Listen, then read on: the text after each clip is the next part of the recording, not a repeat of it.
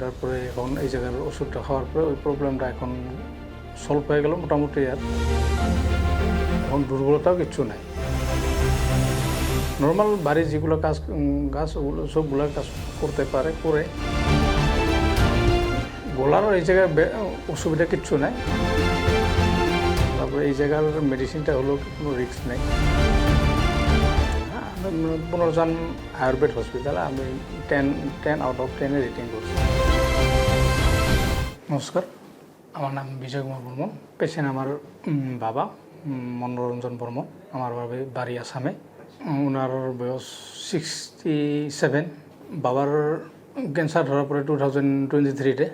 তারপর ক্যান্সার ধরার পরে আমি চেন্নাইতে ট্রিটমেন্ট করতে নিয়ে যাই। তারপরে ওই জায়গাটা নিয়ে আসি বাড়িতে। আসার পরে আমি মোটামুটি অ্যালোপ্যাথিকটা ট্রিটমেন্ট করি না। থ্রোট ক্যান্সারও ছিল, মানে খাওয়া খাদ্যতে মানে একটু প্রবলেম হয়েছিল।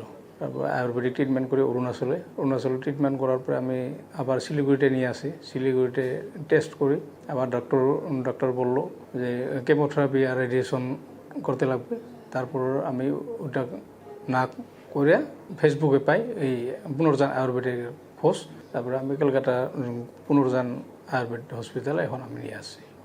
খাওয়াতে প্রবলেম হয়েছিল, তারপরে এখন এই জায়গার ওষুধটা খাওয়ার পরে ওই প্রবলেমটা এখন সলভ হয়ে গেল মোটামুটি। আর এখন দুর্বলতাও কিচ্ছু নাই। নর্মাল বাড়ির যেগুলো গাছ ওগুলো সবগুলো কাজ করতে পারে, করে অসুবিধা এখন মানে গলারও এই জায়গায় অসুবিধা কিচ্ছু নাই। কেমোথেরাপি আর রেডিয়েশন নেওয়ার পরেও বা এটুকুলো জায়গা ট্রিটমেন্ট করার পরেও মানে মানুষই এখনও সুস্থ, মানে ওইটা কোনো এফেক্ট পড়ে নাই যে আমার ক্যান্সার হয়েছে, ওইটা কোনো এফেক্ট পড়ে নাই শরীরে। কেমোথেরাপি আর এই যে আয়ুর্বেদিকের ডিফারেন্সটা হলো কেমোথেরাপি মোটামুটি রিক্সিটাও অনেক লাগে। তারপরে এই জায়গার মেডিসিনটা হলো কোনো রিস্ক নেই। হ্যাঁ, আমি পুনর্জন আয়ুর্বেদ হসপিটালে আমি 10 আউট অফ 10 রেটিং করছি।